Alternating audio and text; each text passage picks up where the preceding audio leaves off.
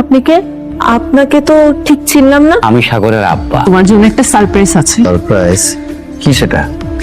এই দেখো, তোমার বাবা এসেছে। তুমি হুটহাট করে কোনো যোগাযোগ নাই, কোনো কিছু নাই, এখানে চলে আসলে কেন আসলে? কয়দিন ধরে না তোর কথা খুব মনে পড়তেছে, কিন্তু কতদিন ধরে দেশে যাস না, যোগাযোগ রাস না, মনটার মধ্যে খুব পোড়াইতে ছিল। এই তোমার সমস্যা কি? সমস্যা কি তোমার? গরুর মতো নাক ডাকছো কেন? কি ব্যাপার, এখানে চিল্লাচিল্লি কিসের?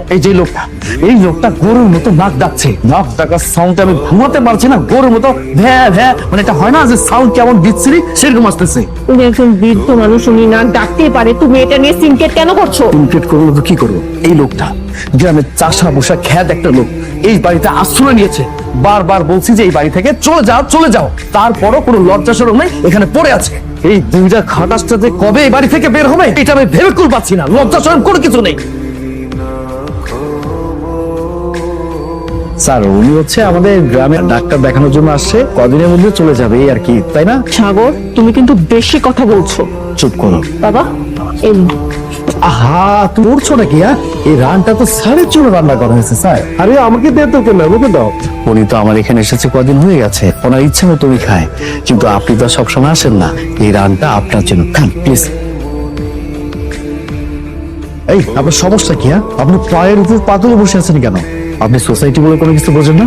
স্যার আসছে এখানে আর আপনি পায়ের উপর পা তুলে খাচ্ছেন। গ্রামের চাষা বসা মানুষ কোনো ম্যানার্স বোঝে না, কোনো কিছু বোঝে না। ওটা নামান, নামান বলছি। নিজের অফিসের বসের কাছে তোমার বাবার পরিচয় দিচ্ছ যে সে গ্রামের একজন প্রতিবেশী। আপনি এত নিচ, আপনার বাবাকে আপনি অস্বীকার করছেন? আপনার জন্মদাতা পিতা। শুনেন, আপনি আগামীকাল থেকে আমার অফিসে যাবেন না। অনুরোধ করেছি, পোলাপান মানুষ সারাদিন কাজে কামে ব্যস্ত থাকে, তো যে না কি কই আলাইছে। আপনার কথা রাগ করেন, আপনার খাবারটা খাচ্ছে, ওর চাকরিটা যে ফ্লাজ আছে, মেলা যাবে না সাথে করে যাবে। কথায় কথায় বাবা বাবা বাবা, বাবা ছাড়া কোনো শব্দ নাই। বাবা আমার না তো। তোর এত মাথা ব্যথা কিসে সেটা আমাকে বল। আমি আপনার জন্য শপিং মল থেকে দুটা ফতুয়া কিনে এনেছি, আপনি এগুলো পরে আমাকে দেখাবেন।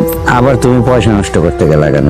এই বুড়া, তোর আমি বলছি না এখান থেকে চলে যাবি কেন? আসুস যেদিন বাপ হবি সেই দিন বুঝবি। তুমি থাকো তোমার এই রাজপ্রাসাদে, একটা কথা মনে রেখো, তোমার ধ্বংস খুব তাড়াতাড়ি। চলুন বাবা। তোমার এই ধন সম্পত্তি, বাড়ি গাড়ি যা কিছু আছে সবকিছু কি তুমি আমার নামে লিখে দিবে? আমি মা হতে চলছি। মা হইতেছো? আমি দাদা হবো? একসাথে তুমি দুইটা খুশির খবর, তোমার চাকরি, আমার দাদু ভাই আইতেছে।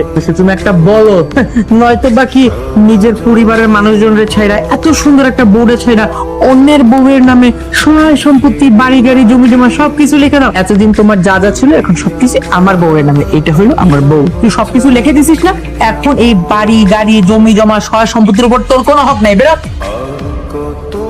দোকায় ছোট লোক, নিশাগর, যাই কেন থেকে। আমার সামনে কেরা বললো? আগর তুমি বলি সবকিছু তো আমার পাপের ফল। বাবা, আমি তো তোমার সাথে অনেক অন্যায় করেছি, তোমার সাথে দুর্ব্যবহার করেছি। শুধুমাত্র আমার টাকা পয়সা, ধন সম্পদ সবকিছু আত্মসাৎ করার জন্য এইসব কাজ করেছিল। চাকরি, বিভিন্ন মানুষের কাছে টাকা পয়সা ঘুষ নিতাম, অন্যায় ভাবে টাকা নিতাম। আমি হাতে হাতে ধরা খাই, আমার চাকরিটা চলে যায়, আমি নিঃস্ব হয়ে যাই। বিয়ে করেছিলাম, সেও চলে যায়।